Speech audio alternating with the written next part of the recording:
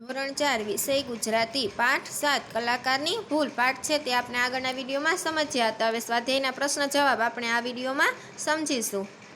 સ્વાધ્યાય એમાં પ્રશ્ન પહેલો, નીચેના દરેક પ્રશ્નના ઉત્તર એક એક વાક્યમાં લખો। નીચે પ્રશ્ન આપ્યા છે એના જવાબ એક એક વાક્યમાં લખવાના છે। પહેલો પ્રશ્ન છે, મોહન કેવી મૂર્તિઓ બનાવતો હતો? તો જવાબ, મોહન અદ્ભુત અને આબેહૂબ મૂર્તિઓ બનાવતો હતો। પછી બીજું છે, મોહનને દૂત કેમ ઓળખી ન શક્યો? તો જવાબ, પોતાના રૂપ, રંગ અને આકાર ધરાવતી 10 આબેહૂબ મૂર્તિઓ બનાવી વચમાં મોહન ઊભો રહી ગયો, આથી સાચા મોહનને દૂત ઓળખી શક્યો નહીં।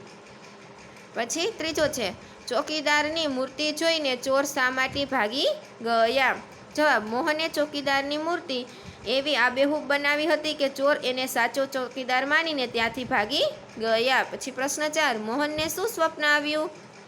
મોહનને સ્વપ્ન આવ્યું કે કાલે તેનું મૃત્યુ થવાનું છે।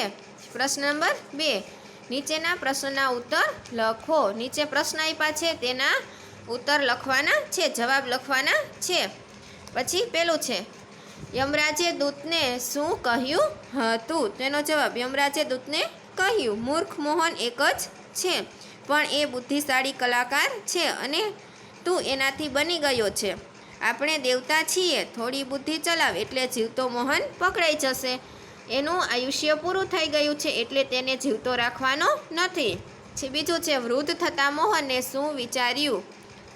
તો એનો જવાબ આવશે, વૃદ્ધ થતા મોહને વિચાર્યું કે હવે મૃત્યુ નજીક છે, માટે કોઈ એવું કાર્ય કરી જવું જોઈએ કે લોકો તેને વર્ષો સુધી ન ભૂલે। ત્રીજો પ્રશ્ન છે, મોહન કેવી રીતે પકડાઈ ગયો? તો જવાબ, દૂત ફરીથી આવ્યા, આ વખતે તે એક પછી એક મૂર્તિને શાંતિથી જોવા લાગ્યા। બધી મૂર્તિઓ જીવંત જ લાગતી હતી, મોહન પણ આંખ પટપટાવતો ન હતો। દૂત ધીમેથી બોલ્યો, ભાઈ મોહન, તું ચતુર છો, કલાકાર છો, મૂર્તિઓ સર્જવામાં નિષ્ણાત છો, પણ મૂર્તિમાં એક ભૂલ રહી ગઈ છે। મોહન એકદમ બોલી ઉઠ્યો, શી ભૂલ છે? અને તે પકડાઈ ગયો। પ્રશ્ન નંબર 3, કલાકાર મોહન વિશે 4 વાક્ય લખો। મોહન વિશે વાક્ય લખવાના છે। તો મોહન એક શિલ્પી હતો, એનું ખરું નામ તુલમોહન હતું, લોકો એને મોહન કહીને જ બોલાવતા હતા। તે આબેહૂબ અને અદ્ભુત મૂર્તિઓ બનાવતો હતો, તેને પોતાની કલાનું અભિમાન હતું।